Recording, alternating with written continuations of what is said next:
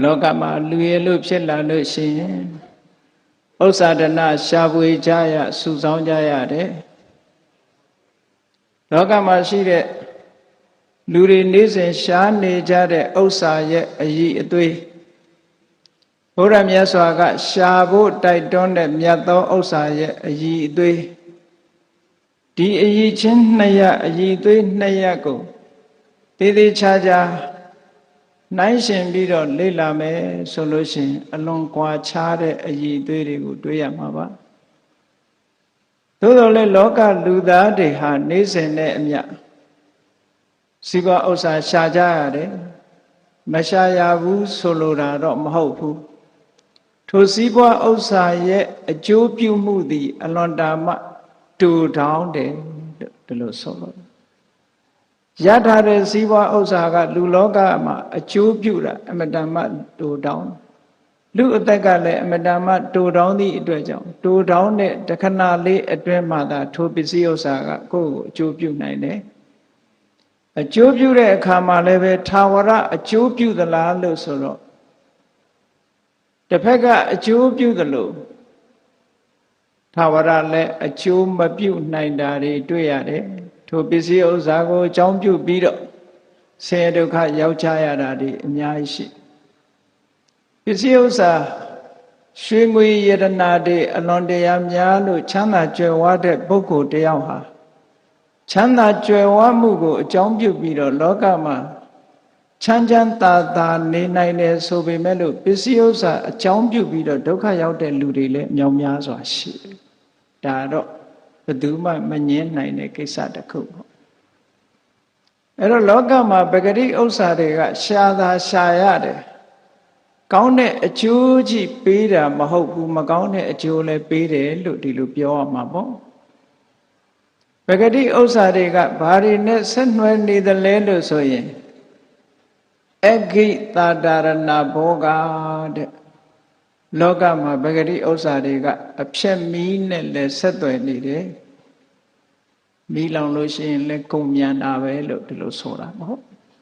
မီးဖြက်ရင်လည်းပြတ်သွားတယ်ဥဒကတာတာရဏဘောဂရေဖြက်လို့ရှိရင်လည်းထိုပစ္စည်းကပြတ်သွားတယ်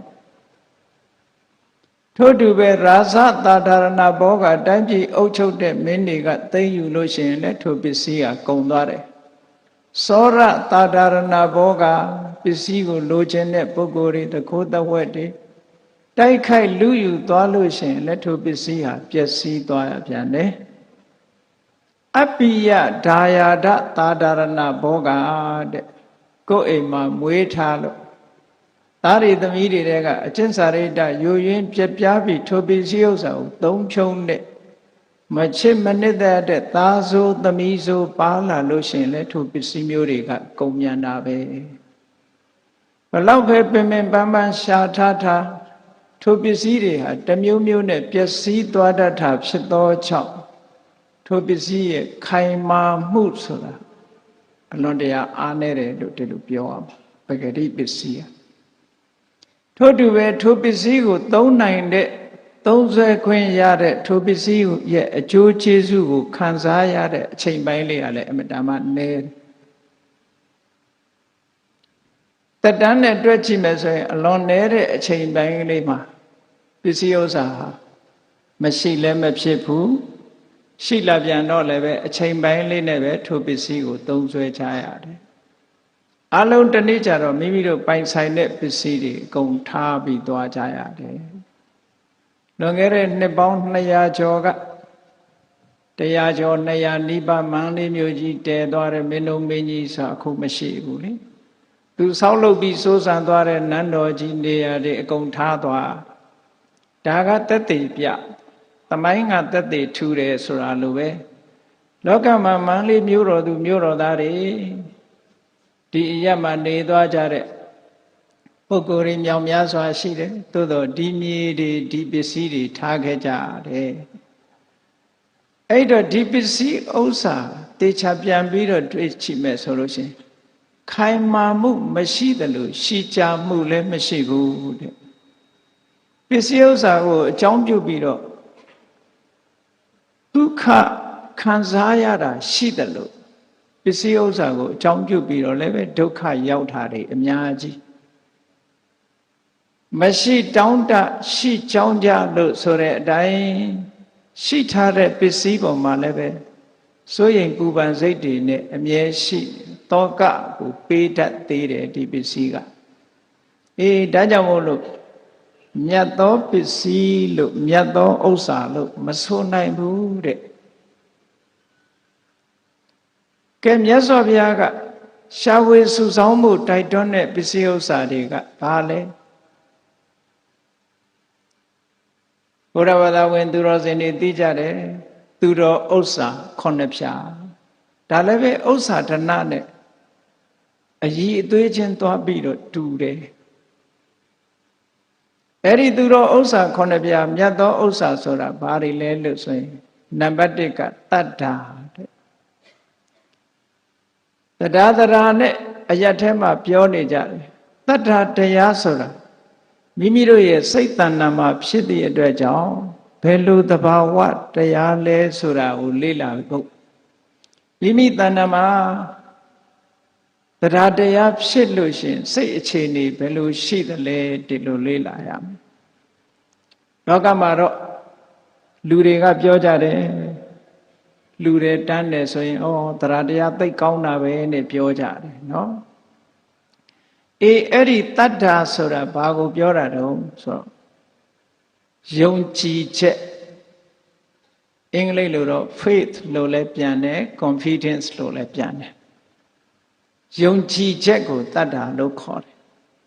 ဘာတွေယုံကြည်တာတုံးလို့မေးလိုက်ယုံကြည်မှုဆိုတာလေလောကမှာအများကြီးဟိုလူပြောလို့ယုံတာဒီလူကပြောလို့ယုံတာဟိုသတင်းယုံဒီသတင်းယုံတာတွေအများကြီးရှိတယ်ဒီနေရာမှာယုံကြည်ချက်ဆိုတာဘာကိုယုံကြည်ချက်လို့ပြောရမလဲလို့ဆိုရင်ကံကံဤအကျိုးယုံကြည်ရနံပါတ်1ကကောင်းတာလုပ်ရင်ကောင်းတဲ့အကျိုးရတယ်မကောင်းတာလုပ်ရင်မကောင်းတဲ့အကျိုးရတယ်ဆိုတဲ့ကောင်းကံမကောင်းကံဆိုတာလောကမှာရှိတယ်ထိုကံရဲ့အကျိုးတရားလည်းရှိတယ်လို့ဒီလိုယုံကြည်တာဟာတတ္တာနောက်တစ်ခုကဗုဒ္ဓဘာသာဝင်သူတော်စင်တို့အနေနဲ့မြတ်စွာဘုရားရဲ့ဉာဏ်တော်အည်အသွေးနဲ့ပတ်သက်ပြီးယုံကြည်တယ်ဘုရားဆိုတာအလုံးကိုသိတဏှာဝကထွက်မြောက်ကြောင်းတရားကိုဟောနိုင်တယ်နိဗ္ဗာန်ရှိတယ်ဆိုတာကိုဟောကြားနိုင်တယ်မြတ်စွာဘုရားနဲ့ပတ်သက်ပြီးတော့ဘုရားရဲ့အည်အသွေးကိုယုံကြည်တာဟာလေတတ္တာလို့ခေါ်တယ်နောက်တစ်ခုမြတ်စွာဘုရားဟောထားတဲ့တရားဟာတို့တွေလက်တွေ့ကျင့်မယ်ဆိုလို့ရှိရင်ထိုတရားသည်ကျင့်သုံးတဲ့ပုဂ္ဂိုလ်ကိုဆိုင်ရာအကျိုးကျေးဇူးတွေကိုပေးနိုင်တယ်လို့ဒီလိုယုံကြည်တယ်။တန်ဃာတွေနဲ့ပတ်သက်လာလို့ရှိရင်ထိုတန်ဃာတွေမှာလှူလိုက်တန်းလိုက်ရလို့ရှိရင်အနည်းငယ်မြတ်သောလှူတော်လည်းပဲမြောက်များသောအကျိုးကိုတို့ရနိုင်တယ်လို့ဒီလိုယုံကြည်တာမျိုးအဲ့တော့ဘုရားတရားတန်ခါယရဏသုံးပါးကိုယုံကြည်တာဒါကိုတတ္ထာလို့ဒီလိုခေါ်တယ်ကဲတတ္ထာဖြစ်လာလို့ရှိရင်ဘယ်လိုဖြစ်မိမိတို့စိတ်ထဲမှာတတ္ထာဖြစ်လာယုံတယ်ဆိုတာကတစ်ခုကြည်တယ်ဆိုတာကတစ်ခုဒီလိုမှတ်ယုံတယ်ဆိုတာလက်ခံတာလက်ခံတဲ့သဘောဒီသဘာဝတရားတွေကိုလက်ခံထားတယ်လက်ခံထားသလိုကြည်တယ်ဆိုတာဘာတော့ဆိုလို့ရှိရင်တရားတရားလေးဖြစ်ပေါ်လာပြီဆိုလို့ရှိရင်စိတ်ထဲမှာညစ်နောက်နေတာတွေမရှိဘူးဘာနဲ့အလားတရံတူတုံးဆိုလို့ရှိရင်ရှေးခေတ်တုန်းကစัจ जा မင်းကြီးဆိုတာရှိအဲ့ဒီစัจ जा မင်းကြီးကခရီးသွားတဲ့အခါမှာရေကြီးတော်ဆက်တာဖို့သူ့နောက်ကလူတွေပြောတော့ခုခေတ်လိုလဲရေတံဘူးတွေဘာတွေဆောင်းသွားနိုင်တာမဟုတ်ဘူးလေသူခေတ်ကတော့ရေကြီးတော်ဆက်တာပါလို့ဆိုတော့စัจ जा မင်းကြီးရေကြီးတော်လိုတဲ့နေရာကလည်းပဲရေတွေကနောက်နေအဲ့ဒီနောက်နေတဲ့ရေစัจ जा မင်းကရေတောက်ချင်တယ်ဆိုတော့ခွက်နဲ့ခတ်ပြီးတော့စัจ जा မင်းကြီးမှာပါလာတဲ့ဗရမ ्या ယရနာလေးကိုအဲ့ဒီရေထဲမှာထည့်လိုက်မယ်ဆိုလို့ရှိရင်ဗရမ ्या ရဲ့စွမ်းအားကြောင့်ရေထဲမှာရှိတဲ့အနောက်တွေဟာအလုံးထိုင်သွားပြီးရေကြည်ရေသန့်ကိုရပါတယ်တဲ့ ခုခင်ရေသန်းဆက်လို့ဘလောက်ကောင်းတော့နော်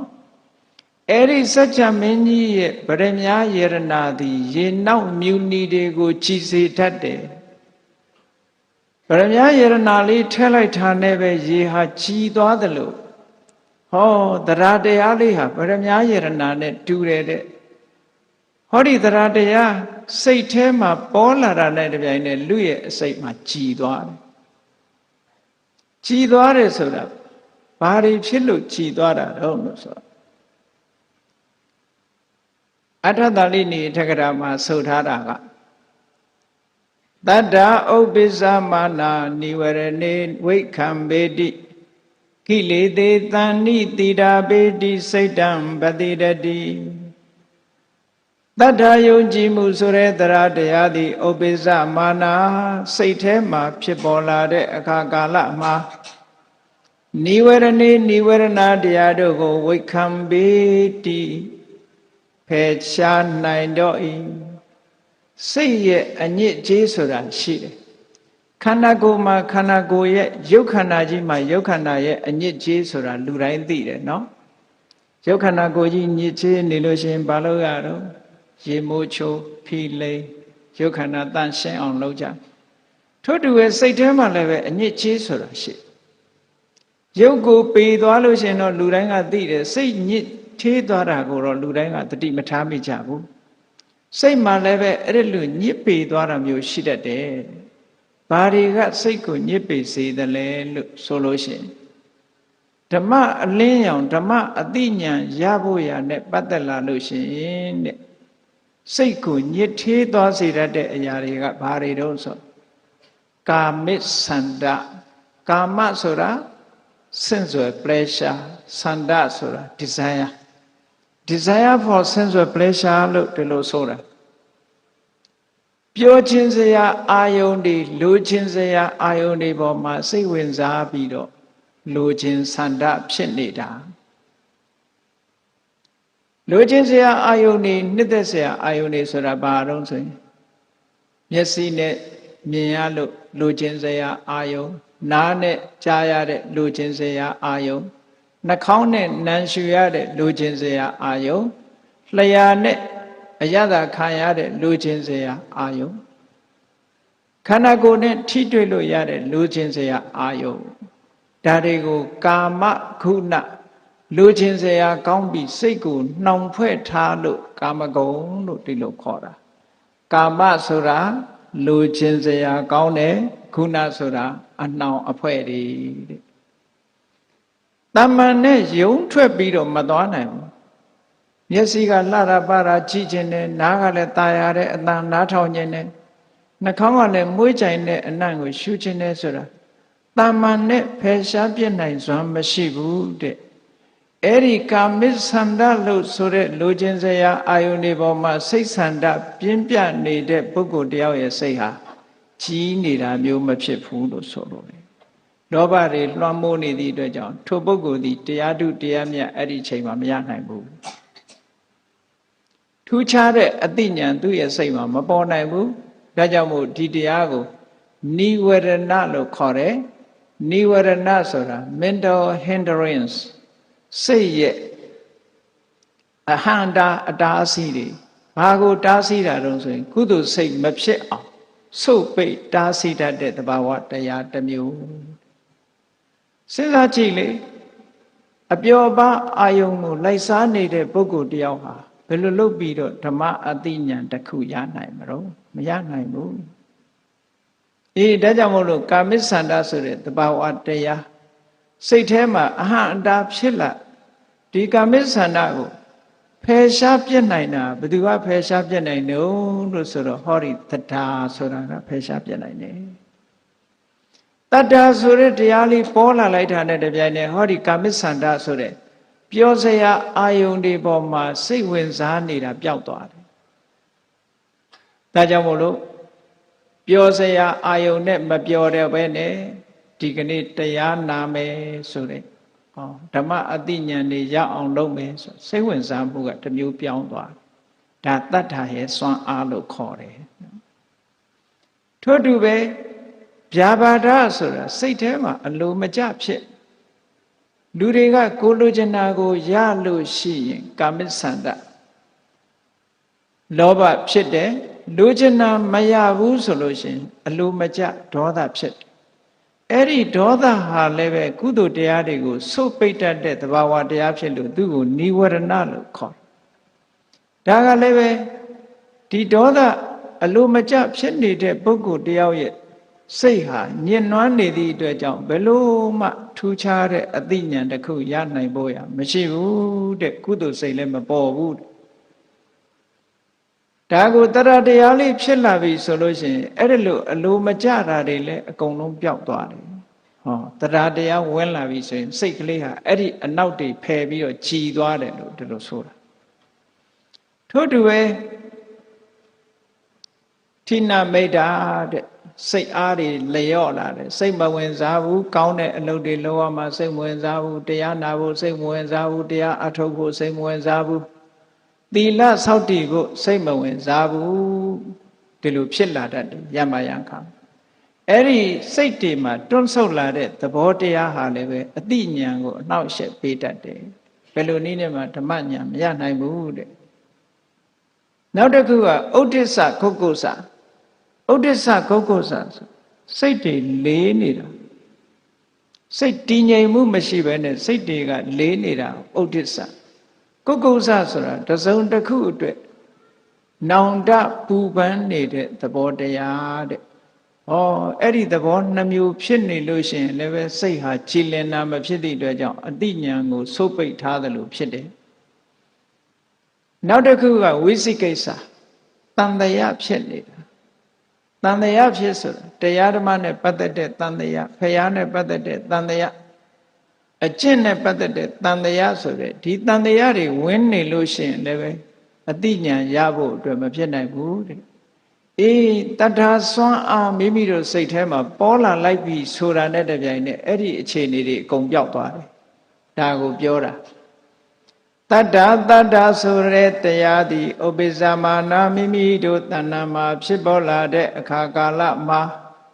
နိဝရဏနိဝရဏတရားတို့ကိုဝိခံပေတိဖယ်ရှား၍ပြစ်လိုက်လေတော့ဤ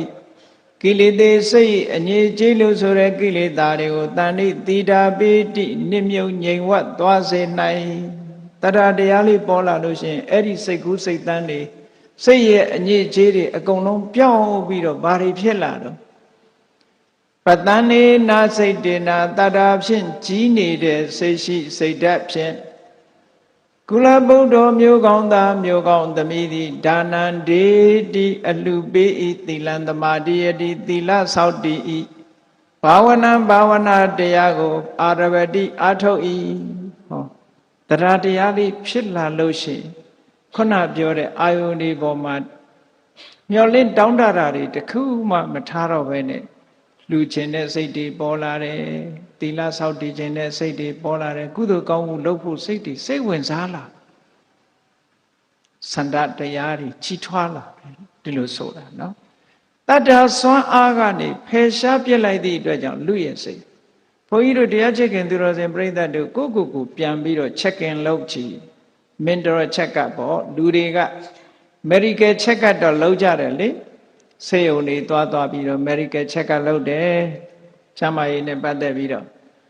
mental check up ကလေးလည်းလုပ်ပေးရမယ်ကိုယ်စိတ်လေးမှာငါစိတ်မှာဒီအညစ်အကြေးတွေရှိသလားဆိုတာကိုယ့်အကို mental check up လုပ်ဖို့ကောင်း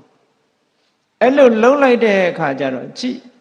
တရားတရားလေးဖြစ်လာတဲ့အခါမှာတရားတရားမဖြစ်ခင်ကအချိန်နဲ့တရားတရားဖြစ်လာတဲ့အချိန်ဟာအလွန်ကွာခြားတရားတရားဖြစ်လာပြီဆိုလို့ရှိရင်အေးလှူဖို့တန်းဖို့စိတ်ကူးလာတယ်သီလဆောက်တည်ဖို့စိတ်ကူးလာတယ်တရားနာဖို့စိတ်ကူးလာတယ်တရားကျင့်ဖို့စိတ်ကူးလာစိတ်ဝင်စားလာတရားတရားဝင်လာလို့စိတ်ကြီးလာတာနဲ့တပြိုင်နက်ဟုတ်လားအိမ်မှာရှိတဲ့ဘုရားကမ်းမှာရှုပ်နေသလားဖျားပန်းနေနွမ်းနေသလားရေချမ်းတော်တွေမှာရှိရလားမိထွန်းဖို့များလိုသလားစသဖြင့်မြတ်စွာဘုရားရဲ့ဖျားကမ်းကိုကြည်လာတရားတရားဝင်လာပြီဆိုတာနဲ့စပြီးဖျားကမ်းကြည်လာပြီးတော့တန်ရှင်းလှုပ်တယ်ရေလှူတယ်ပန်းလှူတယ်ဟောတရားတရားဝင်လာ အကယ်၍တရားတရားမဝင်ဘူးဆိုလို့ရှိရင်လှဲ့တောင်မကြည့်ဘူးလူတွေနော်ဒီပြင်ပဲစိတ်တွေဝင်စားပြီးတော့ကုသိုလ်ကောင်းမှုပဲစိတ်ဝင်တရားတရားဖြစ်လာတဲ့အချိန်နဲ့မဖြစ်တဲ့အချိန်ဟာအလွန်ကွာခြားပါတယ်အဲ့ဒါကိုကြည့်မယ်ဆိုရင်အော်ငါတဏ္ဍာမှာတရားတရားတွေဖြစ်လာပြီလို့ဒီလိုမှဒီတတ္ထာဆိုတဲ့ဥစ္စာအမတန်မှအရေးပါတယ်တဲ့ဘာဖြစ်လို့တုံးဆို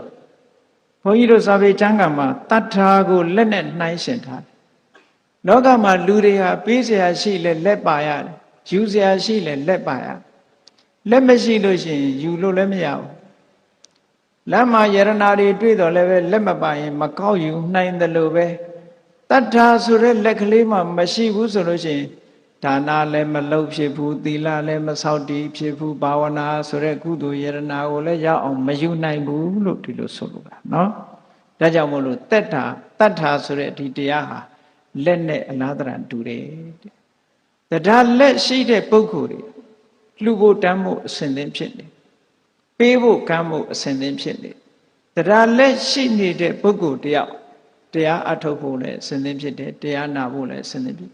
ကောင်းတာတွေလုပ်ဖို့အတွက်တရားလက်ရှိတဲ့ပုဂ္ဂိုလ်အားလုံးကိုအစဉ်သင်းဖြစ်တယ်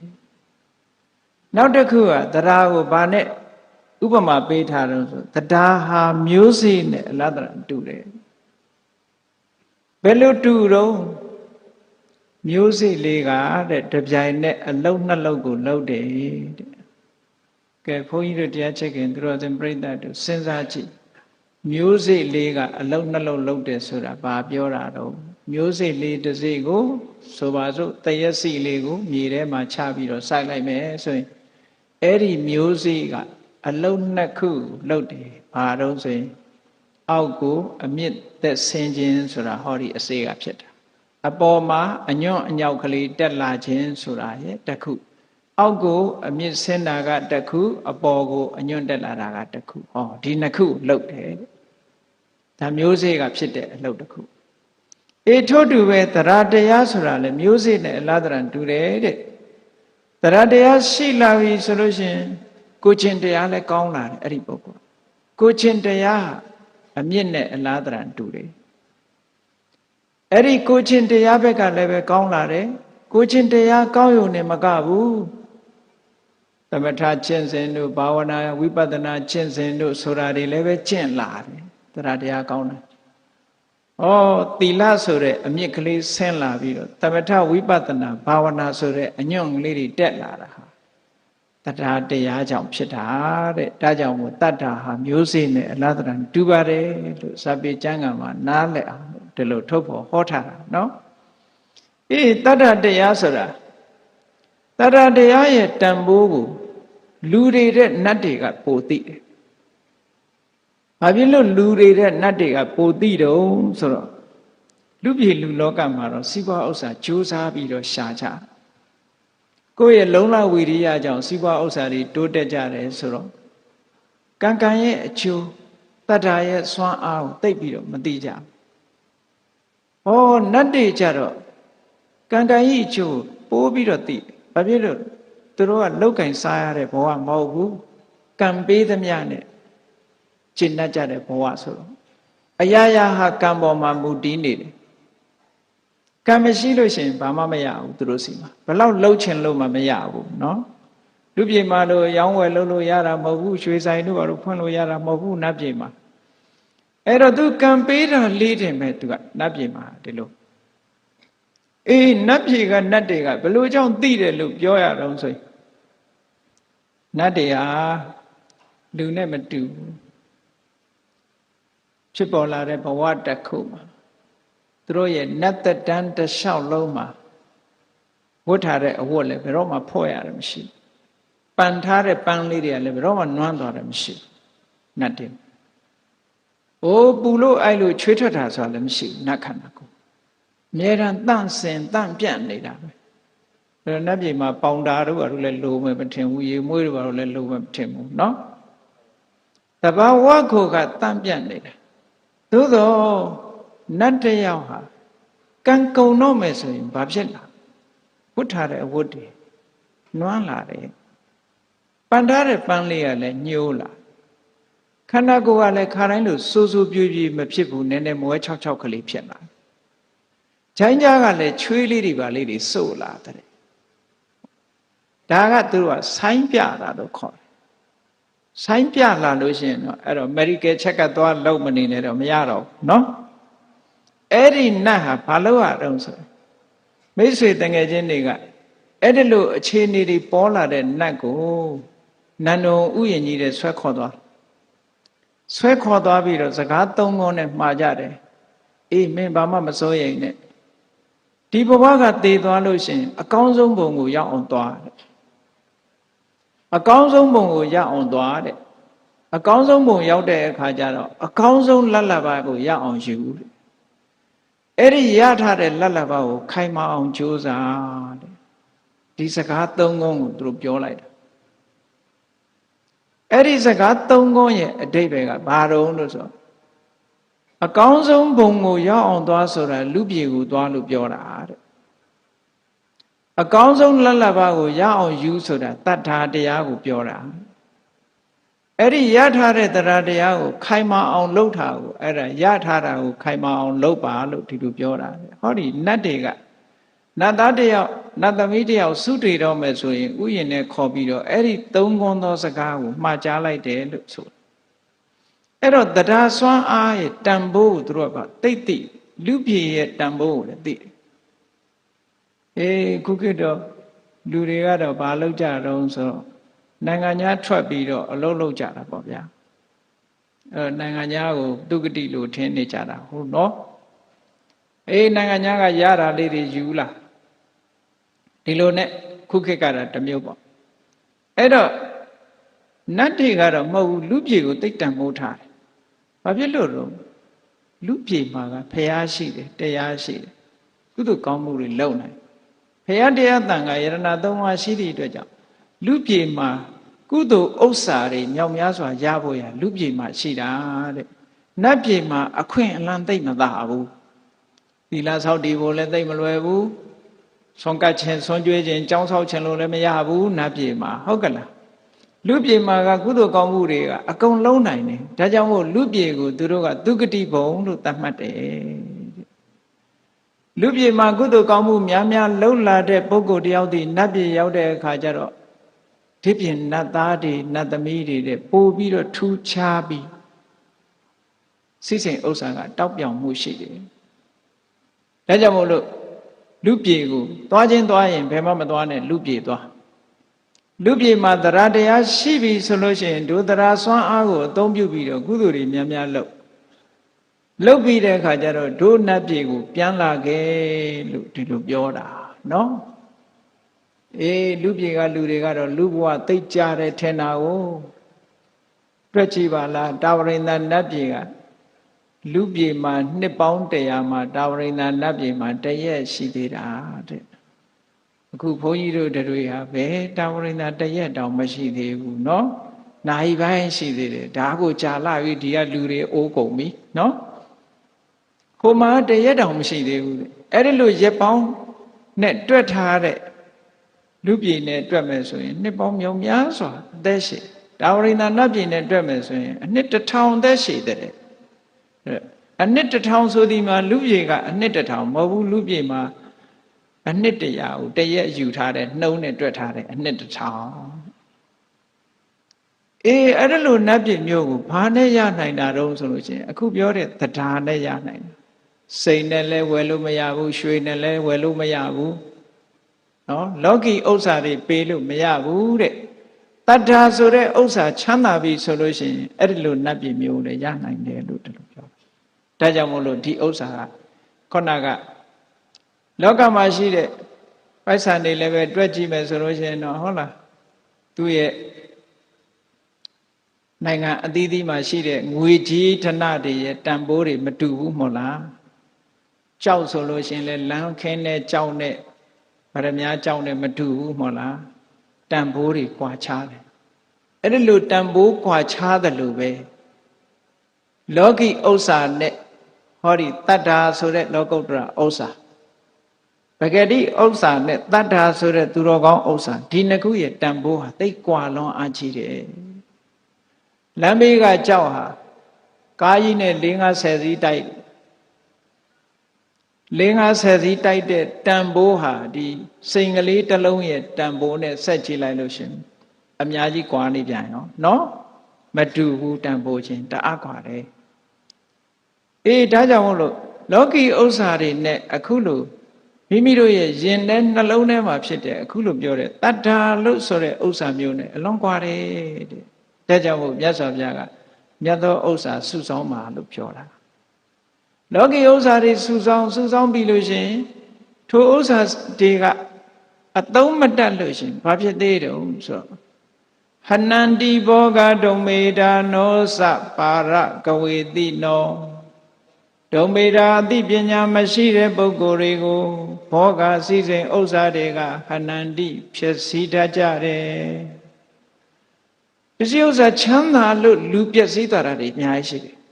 ပစ္စည်းဥစ္စာရှိလို့လူပျက်စီးသွားနိုင်သေးတယ်လောကီဥစ္စာတွေကလူကိုဖျက်တယ်လို့ပြောတာနော်ဟနန္တိဘောဂဒုံမေတာနောစပါရကဝေတိနောလူကိုဖျက်တယ်ဆိုတာဘယ်လိုပုဂ္ဂိုလ်တွေဖျက်တုံး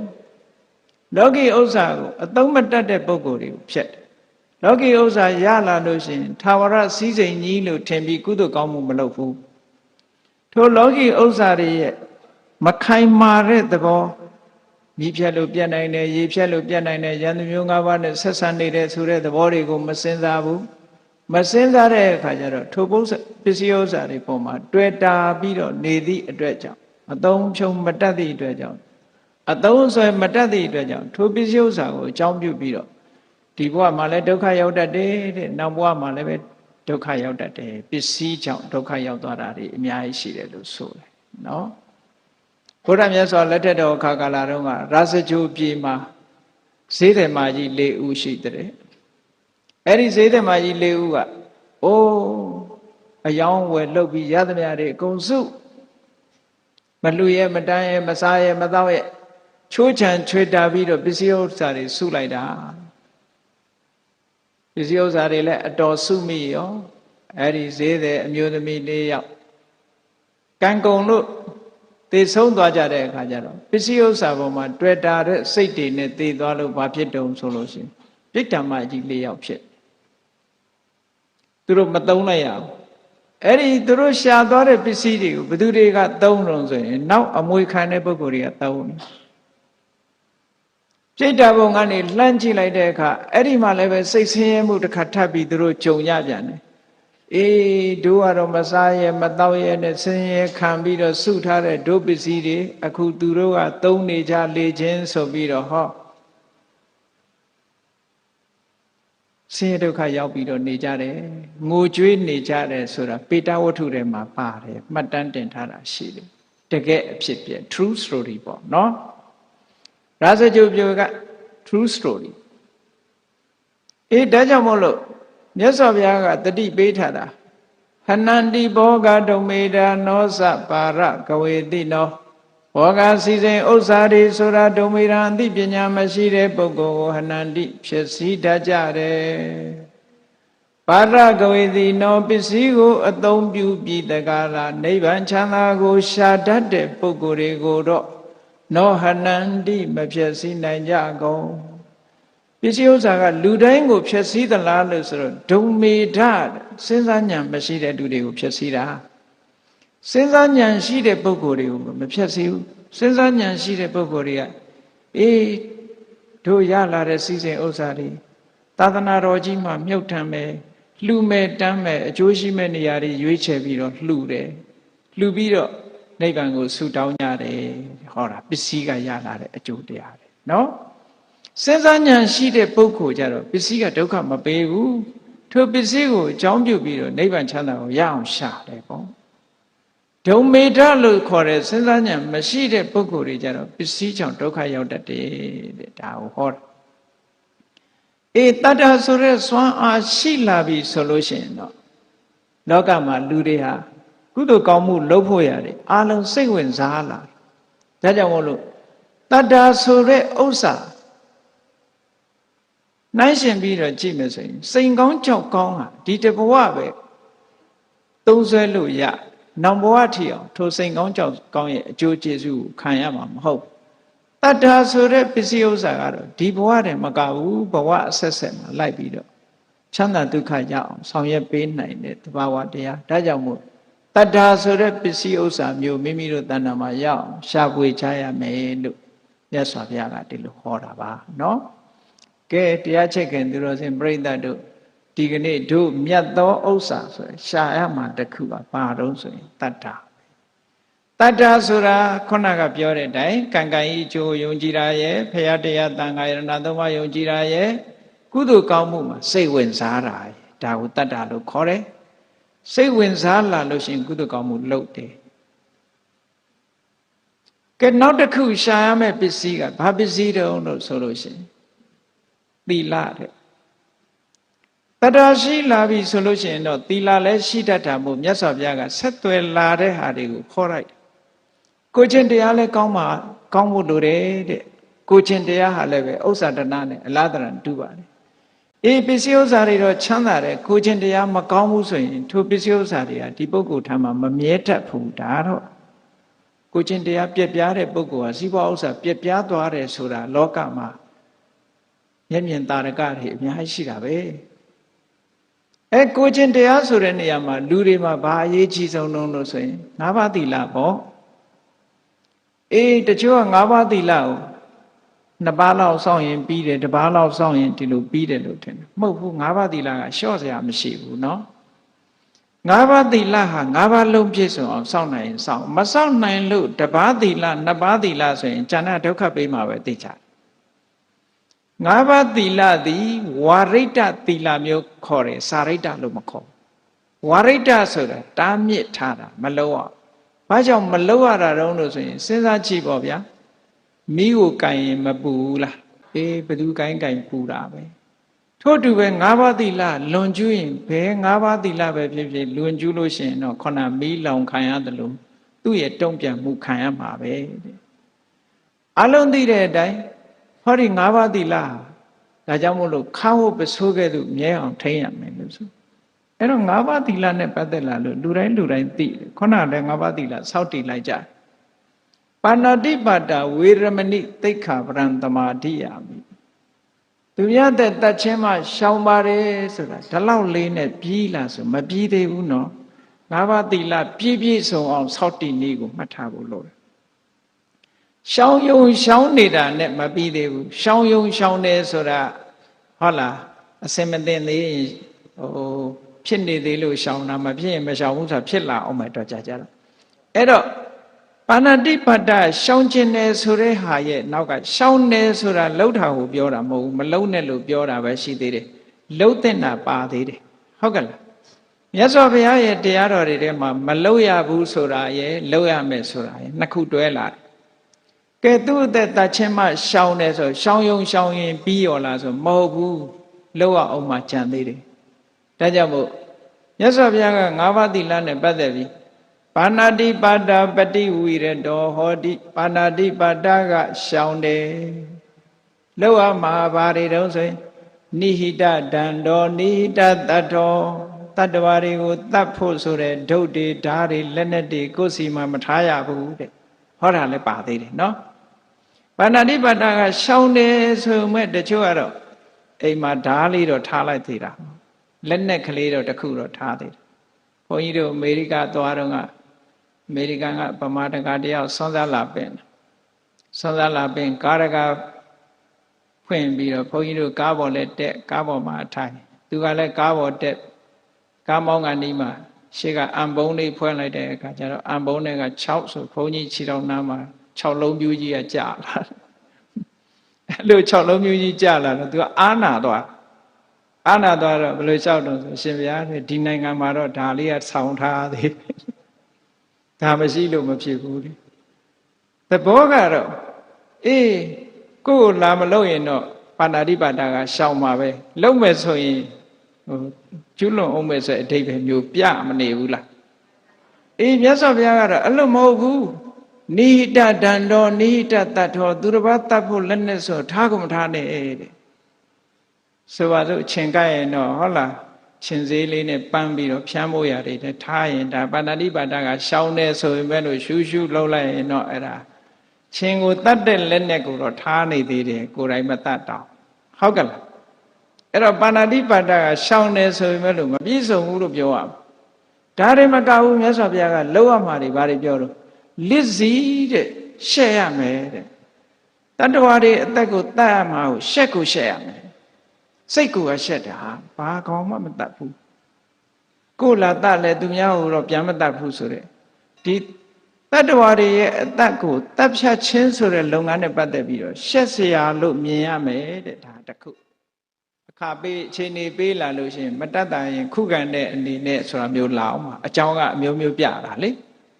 ကိုလာမထိနဲ့ထိရင်တော့လေဟုတ်လားသိခံခြင်းဆိုတာလို့ကြနေပြီเนาะအေးသီလလုံးနေဆိုတာအဲ့ဒါတွေအကုန်လုံးလုံတာကိုပြောတာ၅ပါးသိကဲနောက်တစ်ခုအဋိဏဒါနဆိုသူများပစ္စည်းတော့မခိုးဘူးဆိုယုံလေးနဲ့ရှောင်ယုံလေးနဲ့ပြီးလာလို့ဆိုမပြီးဘူးလောက်ရမှာပါတော့ဒိဏဒါယီသူများပေးတာကိုသာကြိုက်တယ်ပေးတဲ့ဟာကိုသာယူတယ်ဒိဏပฏิခင်ခိပေးတာကိုသာကြိုက်တယ်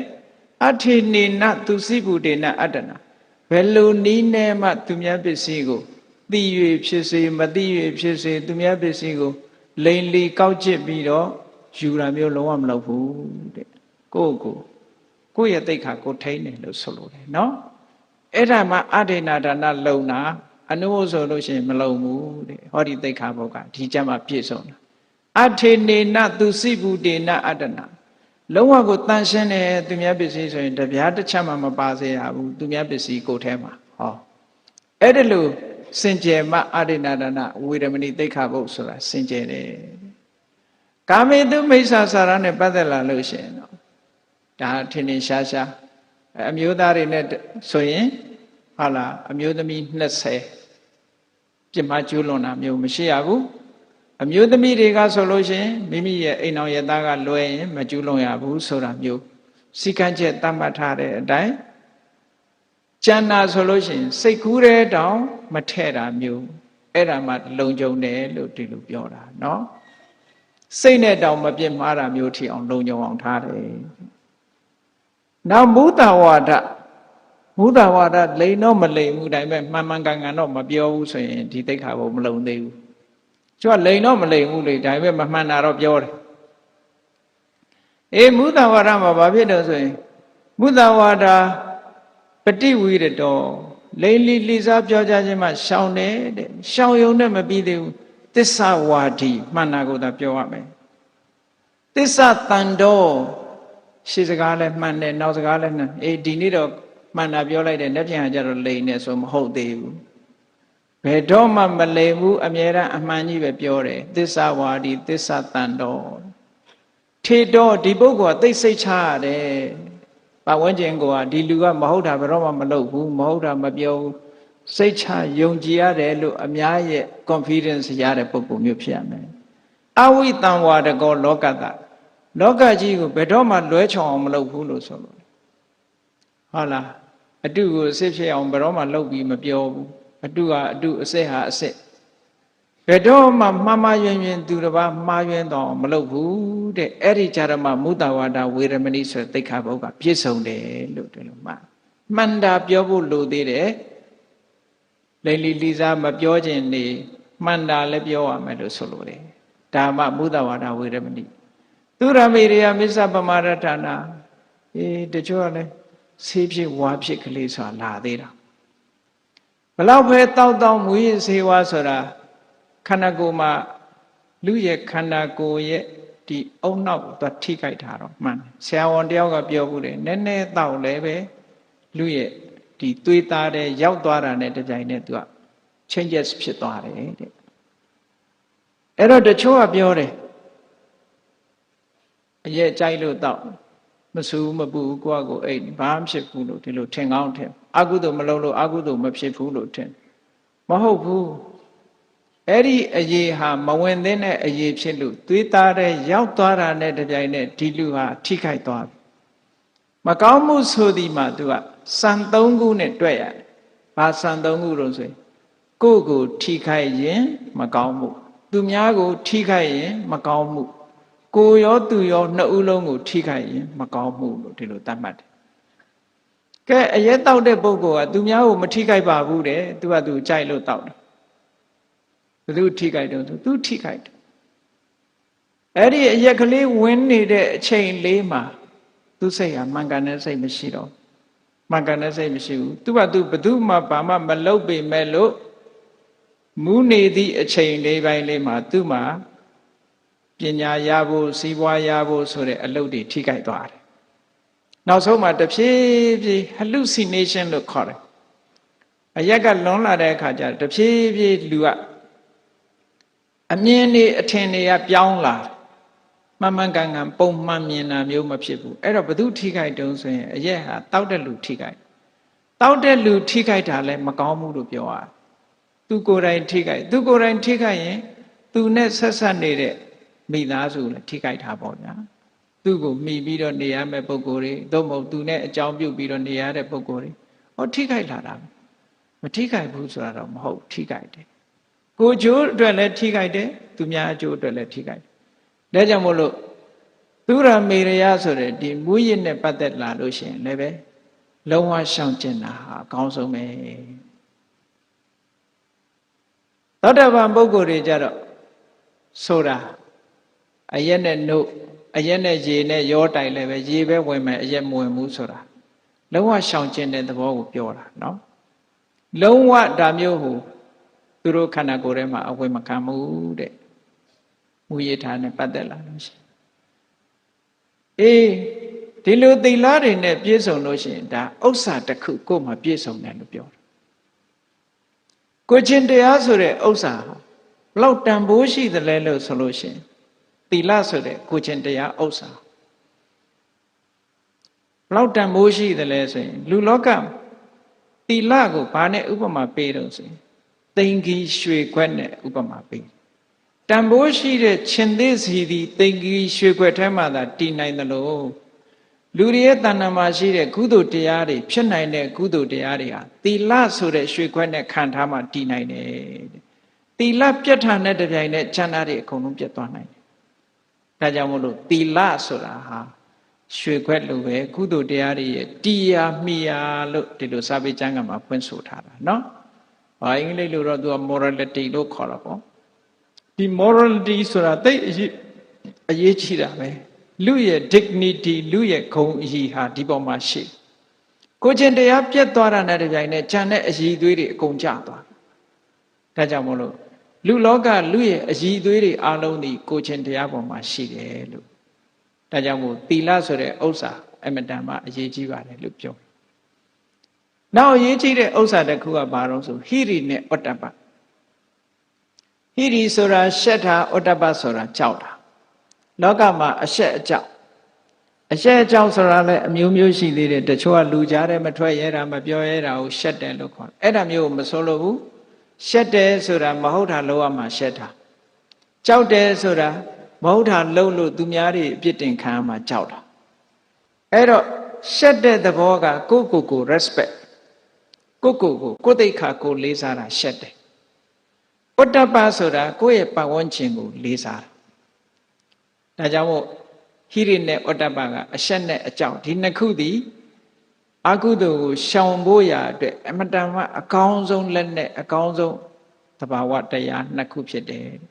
လောကမှာအရှက်အကြောက်ဆိုတဲ့ဟိရိဩတ္တပမရှိတော့ဘူးဆိုလို့ရှိရင်ဘာတွေဖြစ်လူတွေကနော် I don't care ဘူးမှကိစ္စဘူးကွာဆိုဖြစ်လာဟုတ်တော့ I don't care မလုပ်ရဘူးကိုယ်ပတ်ဝန်းကျင်မှာကိုယ် care လုပ်ရကိုယ်မိသားစုထဲမှာဆိုလို့ရှိရင်လေဟုတ်လားအမျိုးသားကလည်းအမျိုးသမီး care လုပ်ရမှာပဲအမျိုးသမီးကလည်းအမျိုးသား care လုပ်ရမှာပဲ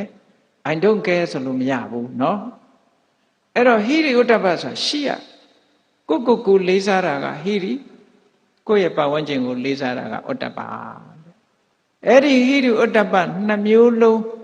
ထိမ့်ချုပ်ထားနိုင်မှလူရဲ့ morality ဆိုတာတည်ရှိနိုင်တယ်တဲ့ခုနကကိုချင်းတရားတွေဟိရိဥတ္တပမရှိတော့ဘူးဆိုရင်လုံးဝလွင့်သွားမယ်ကိုချင်းတရားတွေဟာလုံးဝပြတ်သွားမယ်အဲ့ဒီဟိရိဥတ္တပကိုမြတ်စွာဘုရားကဘယ်လောက်ထိအောင်ဟောတုံဆိုရင်လောကပါဠ လူလောကကြီးကိုထိန်းချုပ်ထားတာဟောဒီဟိရိဩတ္တပနှစ်ခုကထိန်းချုပ်ထားတာတဲ့အကယ်၍ဟိရိဩတ္တပလူလောကမှာပျောက်ကွယ်သွားလို့ရှိရင်လူတွေဟာတိရစ္ဆာန်တွေနဲ့အလားတူသွားမယ်တဲ့ဘာမှမထူတော့ဘူးလူလောကနဲ့တိရစ္ဆာန်လောကခြားနာချက်သည်ဟိရိဩတ္တပပေါ်မှာမူတည်တယ်လို့ပြောတယ်အဲ့တော့ဒီဥစ္စာနှစ်ခုကလည်းအမြဲတမ်းအရေးကြီးတဲ့အရာနှစ်ခုအဲ့တော့ဘာပဲဖြစ်ဖြစ်မကောင်းတာမလုပ်ဖို့အတွက်ကို respect ပေးပြီးတော့စဉ်းစားတာကဟိရိစဉ်းစားရမယ်ဟာငါလိုလူကမဟုတ်တာလုပ်လို့ဖြစ်ပါမကောင်းဘူးကိုယ်တိတ်ခါကိုထင်ရငါပညာတတ်ပဲငါအနေနဲ့မလုပ်ထိုက်ဘူးတရားကိုစဉ်းစားတာသူများကိုမစဉ်းစားဘူးဟိရိအဲ့ဒါဩတ္တပကြတော့အဲ့လိုမဟုတ်ငါလှုပ်လိုက်ရင်ငါမိသားစုငါဆရာသမားတွေငါရဲ့ပတ်ဝန်းကျင်မိတ်ဆွေတွေဘယ်လိုနေမလဲပတ်ဝန်းကျင်ပေါ်မှာလေးစားပြီးတော့မလုပ်တာ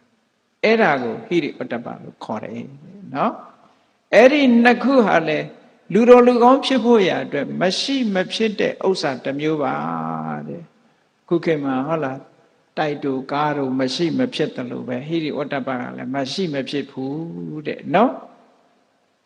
မရှိမဖြစ်တဲ့ပစ္စည်းဥစ္စာမြတ်သောဥစ္စာပါကဲဟိရိဩတ္တပဆိုတဲ့ဥစ္စာပြည့်စုံပြီးတဲ့နောက်မှာဘာလို့သေးတုံလို့ဆိုရင်သုတ္တဆိုတဲ့ဥစ္စာလုံးဒီသုတ္တဆိုတဲ့ဥစ္စာကလည်းသိပြီးတော့အရေးကြီးတယ်ဒါကြောင့်မို့လို့လူတွေဟာပညာစည်းဘူးကပြဿနာဘလောက်ရှိပညာစည်းဘူးကအသိဉာဏ်မရှိရင်ဒီဥစ္စာမတည်နိုင်ဘူးဒါကြောင့်မို့လို့ပညာရက်တွေကိုအများရန်စည်းဘူးပြီးတော့နေကြ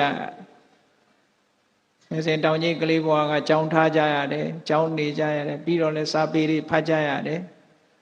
ဟိုတရားဓမ္မနဲ့ပတ်သက်ပြီးတော့လဲတရားနာကြဟောတာသုတ္တဥစ္စာအတွက်တရားပွဲကြီးတွေလုပ်ပြီးတရားနာတာဒါသုတ္တဥစ္စာရဖို့အတွက်လုပ်နေတာ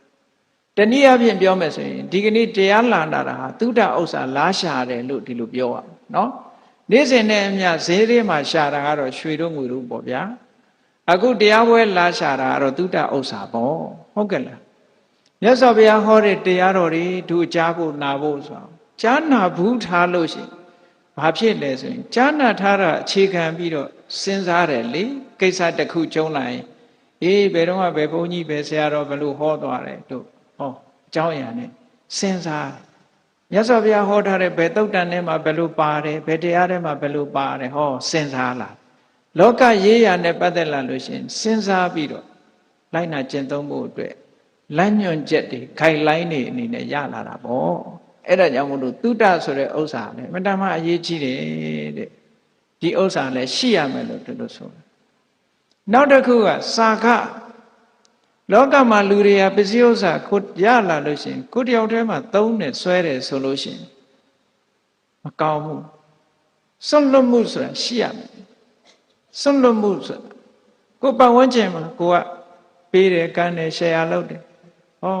အလုပ်တစ်ခုလုပ်ထားတယ်ဆိုရင်ကိုယ့်ရဲ့ပတ်ဝန်းကျင်ဆိုတာရှိလားနောက်ဆုံးမှပြောမယ်ဆိုရင်ကုမ္ပဏီကြီးတစ်ခုထောင်ထားတယ်ဆိုရင်အဲ့ဒီကုမ္ပဏီဝန်ထမ်းတွေရှိတယ်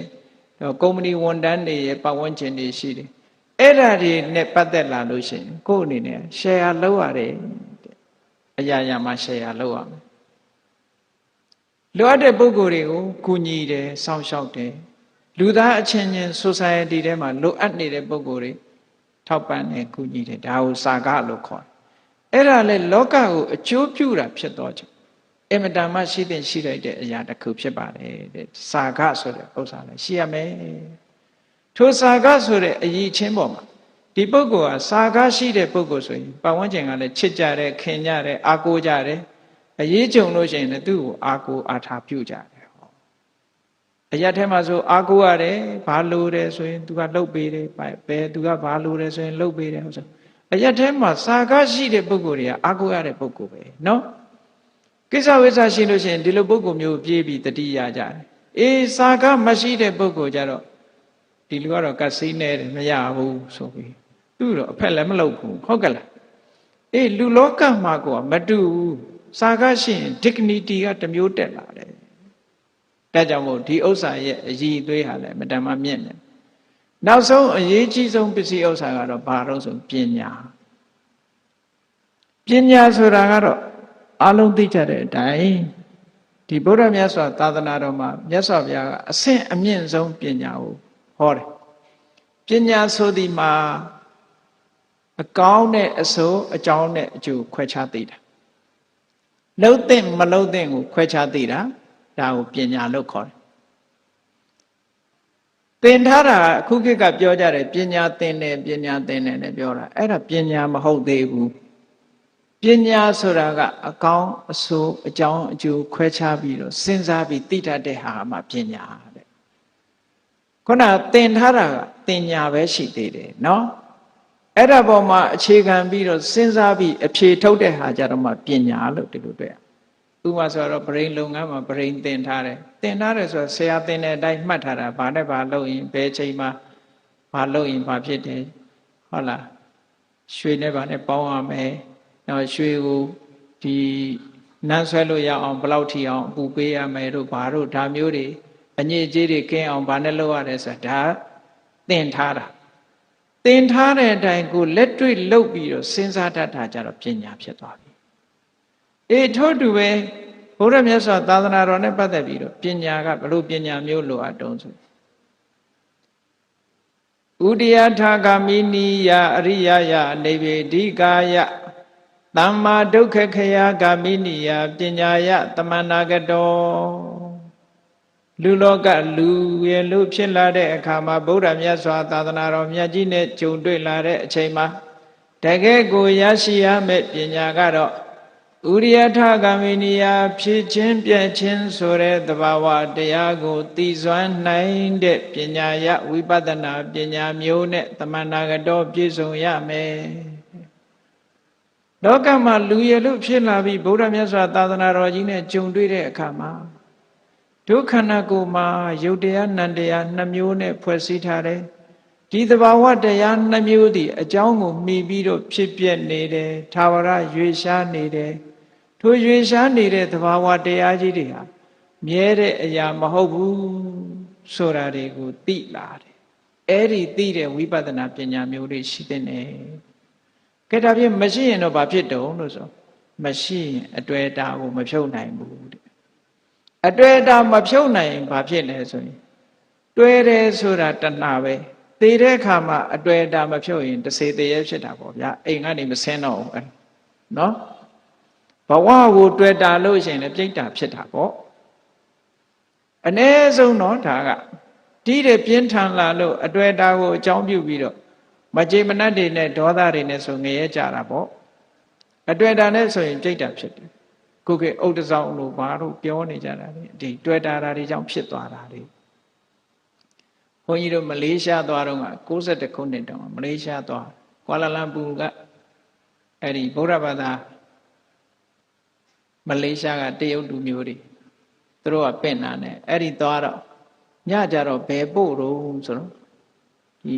ရန်ကုန်ကဝင်းတာမီယာလို့ပေါ့တထေးတွေနေတဲ့ရက်ွက်ကအိမ်ကြီးတအိမ်ကိုပို့တယ်ဘုန်းကြီးတို့ညချိန်မို့ဆိုနီပေါ်ဘုန်းကြီးတစ်ပါးနဲ့ဘုန်းကြီးနဲ့အဲ့ဒီတော့အိမ်ကြီးကလည်းကောင်းလိုက်တာဘေးကအိမ်တွေကတော့လူတွေရှိတယ်အဲ့ဒီအိမ်မှာလူတယောက်မှမရှိဘုန်းကြီးတို့ဝင်သွားတယ်ဟာအိမ်ကြီးကလည်းကောင်းကြီးပဲဘယ်သူမှလည်းနေဖို့မရဘူးလို့တယ်လီဖုန်းလည်းရှိတယ်တယ်လီဗီရှင်းတွေလည်းရှိတယ်အကုန်လုံးအစင်နဲ့ကြည့်လိုက်တော့ဘယ်သူမှမနေတော့ရင်အဲ့ဒီကွာလာလမ်ပူမြို့နားလေးကရက်ွက်တစ်ခုမှာပေါ့အဲ့ဒီအိမ်ကြီးရောက်တော့ဘုန်းကြီးတို့ဝင်လိုက်ကြတယ်ဒီအိမ်ကြီးက ghost house များဖြစ်နေမှာတစေချုပ်တဲ့အိမ်ကြီးများဖြစ်နေမလားလို့စိတ်ထဲမှာတန်တရားဖြစ်ဘုန်းကြီးတွေပဲကြွလာရင်သူတို့ကလည်းအဲ့ဒီအိမ်သွားထားတယ်တဲ့ဘုန်းကြီးတို့လည်းအဲ့ဒီရောက်တော့အိမ်ပရိတ်လေးပါလေးရွတ်ပြီးတော့ဝင်သွားအခန်းတကားတွေဖွင့်တဲ့အခါကျတော့ဘေးပတ်ဝန်းကျင်ကအိမ်ကလူတွေချောင်းချိကြချောင်းချိတော့ပိုးမတင်ငါဖြစ်သွားဒီအိမ်ကတော့တခုနေမှာပဲတော့ဘုန်းကြီးတို့ကလည်းနှစ်ပါးပေါ့လေအခန်းတစ်ခန်းထဲမှာစုပြီးအိတ်ကြညကြတော့ဂျပန်လူမျိုးတယောက်နဲ့တရုတ်လူမျိုးတယောက်ည10 နာရီလောက်ကြာရောက်လာကြပြီဘုန်းကြီးတို့နဲ့တရားဆွေးနွေးသူတို့ကတရားတွေပါမေးတော့ပြောဟောပြီး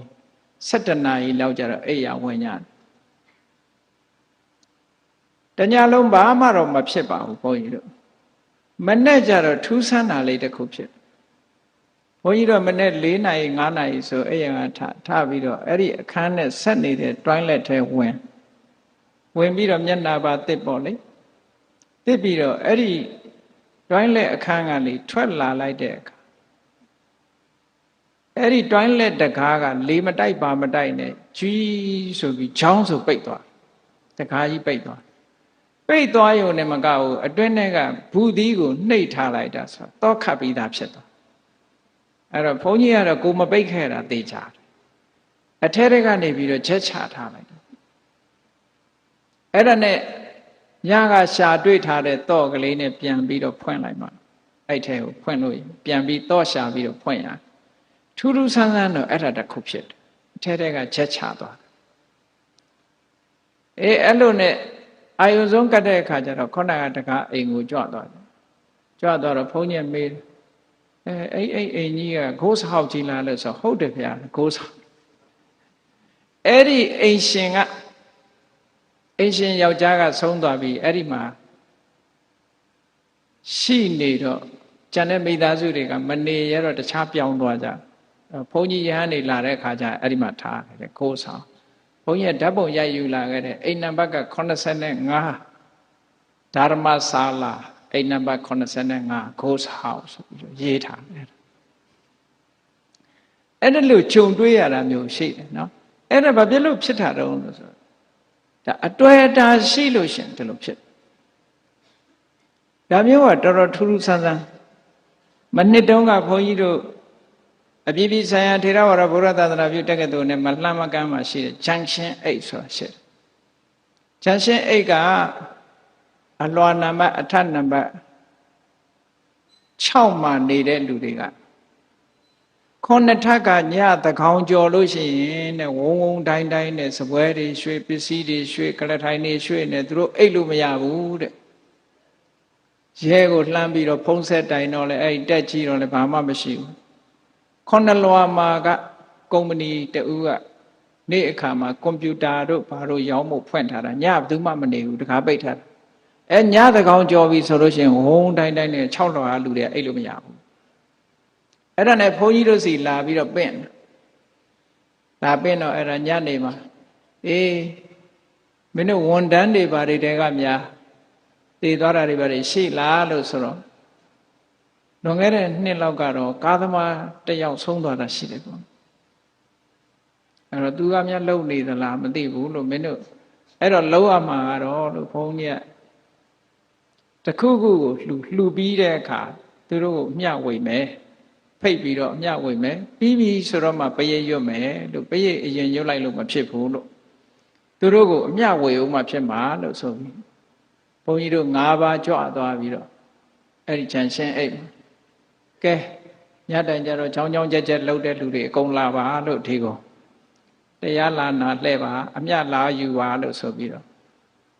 လူတွေနဲ့တူတူဖိတ်ပြီးတဲ့အခါ5ပါးသီလတွေပေးတရားပါဟောပြီးတဲ့အခါသူတို့ကို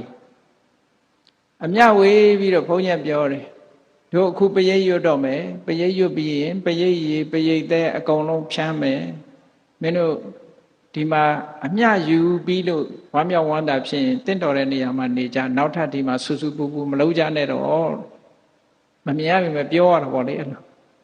ပြောပြီးတော့အဲ့ဒါလို့အမျှတန်းဝေပြီးတော့ပရိတ်ရွတ်လိုက်တာစံတဲ့အိတ်နဲ့သင်္ကန်းတစ်စုံလှူတာပေါ့အဲ့တော့ပရိတ်ရွတ်လိုက်တာနောက်ရက်ကလေးကစပြီးဘာသာမှမကြားတော့ဘူးတဲ့ငြိမ်သွားတယ်တော်သေးတယ်ဟာအဲ့တော့ဘုန်းကြီးတို့အဲ့ဒီဆံကိုတက္ကသိုလ်မှာဘုန်းကြီးတို့ဆုံးဝိုင်းမှာ5ပါးလောက်ပဲရှိတာတစ်လလောက်စားရတဲ့အဲ့ဒီဆံဒါကိုတရေဆံလို့နာမည်ခေါ်တရေကကျွေးတဲ့ဆံဆိုပြီးတော့အဲ့ဒါလို့မနစ်ကအဲ့ဒါJunction 8မှာအဲ့ဒါမျိုးဖြစ်တယ်အဲ့တော့ဒါတွေကဘာလို့ဖြစ်တာတုံးလို့ဆိုခုနကအတွေ့အတာတွေကြောင့်ဖြစ်တတ်တယ်ပေါ့နော်ပစ္စည်းတွေ့တာတို့နေရာတွေ့တာတို့အဲ့ဒါမျိုးတွေဖြစ်တတ်တယ်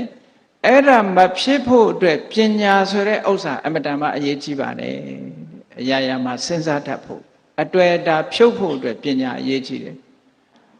အကောင်းဆုံးအကြောင်းကျိုးကိုသိတဲ့ပညာမျိုးကစအခုလိုသဘာဝတရားတွေကိုဆင်ញင်နိုင်တဲ့ပညာက ကိလေသာတွေကိုရှော့ချနိုင်တဲ့ပညာကိုယ့်ရဲ့လောဘကို control လုပ်နိုင်တဲ့ပညာဒေါသကို control လုပ်နိုင်တဲ့ပညာမျိုးနောက်ဆုံးဖယ်ရှားပြစ်နိုင်တဲ့အစွမ်းထက်တဲ့ပညာမျိုးထိအောင်ဘုန်းကြီးတို့တွေပညာရှိဖို့လိုအပ်တယ်တဲ့တဆင့်ပြီးတဆင့်အဲ့ဒါလို့အသိပညာရှိသွားပြီဆိုလို့ရှိရင်အတွေ့အတာတွေလျှော့နိုင်တယ်အတွေ့အတာယော့သွားရင်ဘာဖြစ်တုံးဆိုရင် worry လို့ခေါ်တဲ့သောကလည်းယော့သွားမယ်အတွေ့အတာရှိနေသမျှသောကဆိုတာလာမှာပဲအတွေ့အတာကိုမလျှော့ဘဲနဲ့သောကကင်းဝေးနေထိုင်ရေးကြိုးစားလို့မရဘူးလောကမှာလူတွေကအေးတို့လုပ်ငန်းတွေအဆင်ပြေနေရင်ဘာသောကမှမရှိဘူးပိုက်ဆံတွေချမ်းသာရင်တို့ဘာသောကမှမရှိဘူးအိမ်နဲ့တိုက်နဲ့နေရင်ဘာသောကမှမရှိဘူးလို့ထင်တာမဟုတ်ဘူးချမ်းသာလေသောကများလေပဲเนาะဒါကတော့အာလုံးသိကြပါလိမ့်မယ်အဲ့တော့သောကကိုဘယ်သူကထုတ်လုပ်နေတာတုံးဆိုတာဟောဒီ attachment ဆိုတဲ့တဏှာကထုတ်လုပ်နေတာအဲ့ဒီတွေ့တာမှုကိုမဖယ်ရှားဘဲနဲ့သောကကိုဖယ်ရှားဖို့ကြိုးစားတာဘယ်နည်းနဲ့မှမဖြစ်နိုင်ဘူးတဲ့စဉ်းစားကြည့်လေကိုမပိုင်တဲ့ပစ္စည်းဥစ္စာအပေါ်မှာသောကဖြစ်လားမဖြစ်ဘူးလားစဉ်းစားကြည့်ပေါ့ကိုမပိုင်တဲ့ပစ္စည်းဥစ္စာဆိုရင်သောကလုံးဝမဖြစ်ဘူး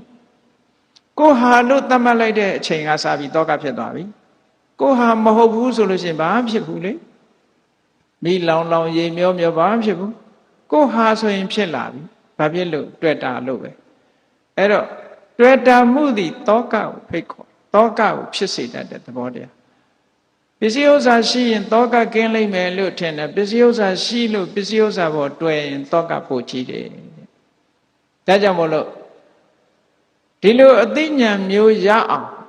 တရားဓမ္မကိုနာယူရတယ်စာအုပ်ဓမ္မစာအုပ်တွေကိုဖတ်ရတယ်ဓမ္မစာအုပ်တွေကိုဖတ်ရှိခြင်းတရားဓမ္မကိုနာယူခြင်းဖြင့်သောကကိုလျှော့ချတဲ့နည်းပညာမျိုးတွေနဲ့ရအောင်ကြိုးစားထို့သောရအောင်ကြိုးစားခြင်းဖြင့်ပညာဥစ္စာဆိုတဲ့အကောင်းဆုံးဥစ္စာတစ်ခုရနိုင်တယ်လောကမှာလူရလို့ဖြစ်လာလို့ရှိရင်ပဂတိရွှေငွေယရနာတွေဥစ္စာတွေတဲ့ပို့ပြီးတော့အရေးကြီးတဲ့ဟောဒီဥစ္စာ9မျိုးတဲ့တတ္တာဆိုတဲ့ယုံကြည်ချက်သီလဆိုတဲ့ကိုချင်းတရားဟိရိဥတ္တပဆိုတဲ့အရှက်နဲ့အကြောင်းသုဒ္ဓဆိုတဲ့အကြာအမြင်စာကဆိုတဲ့ဆွန့်လွတ်မှုပညာဆိုတဲ့အကောင်းဆိုအကြောင်းကျိုးခွဲခြားသိနိုင်မှုဆိုတဲ့ဟောဒီပညာတွေနဲ့ပြည့်စုံတဲ့ပုဂ္ဂိုလ်ဟာမြတ်စွာဘုရားကပိုက်ဆံတစ်ပြားမှမရှိခြင်းနေပါစေမမွဲပါဘူးတဲ့ဟုတ်ကဲ့လားမြတ်စွာဘုရားကယတအဋ္ဌိယဝအကျင့်မျိုးသမီးမိမှာဖြစ်စေယတပုရိသတဝအကျင့်မျိုးကောင်းသားမှာဖြစ်စေဣတိတနာယခုပြောခဲ့တဲ့လောကမှာအလွန်လိုအပ်တဲ့သူတော်ကောင်းဥစ္စာယရနာတို့သည်တန်တိထင်ရှားမသွေရှိကြပါပေကုန်၏သောထိုမျိုးကောင်းသားမျိုးကောင်းသမီးကိုအဒလေတော်တိဆင်းရဲသူမဟုတ်မွဲတေသူမဟုတ်ဟုရေဟောစတိခေါ်ဆိုပြညတ်သမုတ်အပ်ပါပေတော့၏တသထိုသူတော်ဥစ္စာ9ပြားနှင့်ပြည့်စုံတဲ့မျိုးကောင်းသားမျိုးကောင်းသမီးဇီဝိတံလူဘဝရ၍အသက်ရှင်ရခြင်းသည်အမောကံအချီးနီအကျိုးမဲ့အလကားမဟုတ်သည်ဟောတိစင်စစ်မသွေဖြစ်ပါပေသည်ဟု၍ဘဂဝါရွှေဘုန်းတော်သခင်ရှင်တော်မြတ်ဖရာသည်အဝေါစာကောင်းစွာမသွေဟောကြားတော်မူခဲ့ပါပေတည်း